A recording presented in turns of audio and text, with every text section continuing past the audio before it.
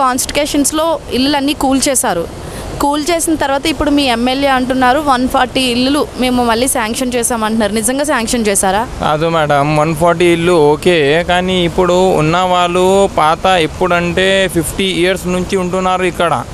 ఇప్పుడు వాళ్ళ ఉన్న పిల్లలు ఉన్నారు, వాళ్ళది స్టడీస్ ఉంది, ఏమో వాళ్ళది అన్నీ ఉంది, వాళ్ళది చేసేది పని ఉంది. ఇక్కడ వాళ్ళు అందరూ ఏమో అన్సాటిస్ఫై ఉన్నారు.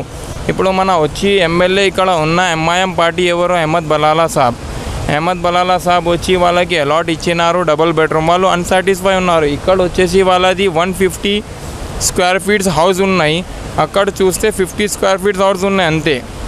అక్కడ డబుల్ బెడ్రూమ్ అని ఇస్తున్నారు, వాళ్ళు అన్సాటిస్ఫై ఉన్నారు. ఎందుకంటే వాళ్ళకి లైట్ అది బెటర్ లేవు, ఇంకా నల్ లేవు అక్కడ వాళ్ళకి, అది అన్సాటిస్ఫై. కానీ ఇంకా వాళ్ళకి ఏముందంటే ఇక్కడ ఓల్డ్ ఉన్న పర్సన్లు అక్కడ వెళ్తే మనకి 7th ఫ్లోర్లో ఇస్తున్నారు వాళ్ళకి డబుల్ బెడ్రూమ్. ఇప్పుడు ఎట్లా చూడండి మీరు, ఇక్కడ ఉన్న మూసా నదికి ఓకే, కానీ ఇది డెవలప్మెంట్ అంటున్నారు. డెవలప్మెంట్ ఓకే, ఇది మనకి మన సిటీకి మన స్టేట్కి డెవలప్మెంట్ అవుతుంది. కానీ ఇక్కడ ఉన్న వాళ్ళకి పంపి మీరు డెవలప్మెంట్ చేస్తున్నాం, ఇది బెటర్ ఉండదు కదా.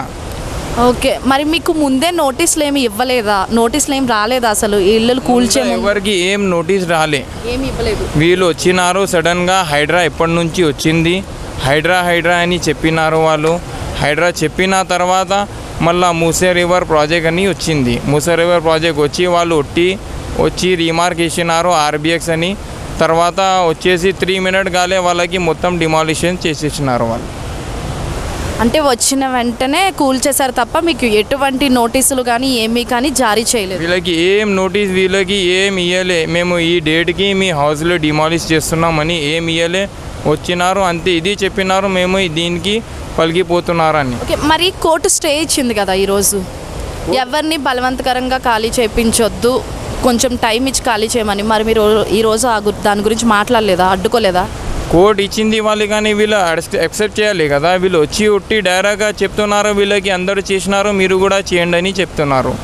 ఇప్పుడు ఇక్కడ చూస్తే ఏం రివర్ మొత్తం ఉన్న మూసీ రివర్ది ఏం నీళ్ళు రాదు, ఏం రాదు. ఇక్కడ అందరూ సాటిస్ఫైగా ఉంటున్నారు. కానీ ఇప్పుడు వాళ్ళు ఏం చెప్తున్నారంటే మేము ఇచ్చినా మీకు డబుల్ బెడ్రూమ్ ఇది బెటర్, దీని నుంచి చెప్తున్నారు. బెటర్ ఉంది, కానీ అది వీళ్ళది ఉన్న స్టడీస్ ఉంది, అందరిది ఏమేం వర్క్ ఉంది, అన్నీ ఉన్నాయి వీళ్ళకి ఇక్కడ.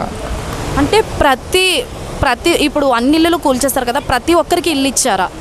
ఇప్పుడు ఎవరెవరు వాళ్ళు ఇక్కడ ఉన్నారో అందరికీ ఇచ్చినారు. డబుల్ బెడ్రూమ్ అలాట్ చేసేనే అప్పుడే వీళ్ళకి తీసినారు. వితౌట్ డబుల్ బెడ్రూమ్ ఇవ్వకుండా ఎవరికి కూడా తీయలే. ఇక్కడ నుంచి అందరికి ఇచ్చినారు, ఎవరెవరు ఉంటున్నారు కానీ ఇచ్చినారు.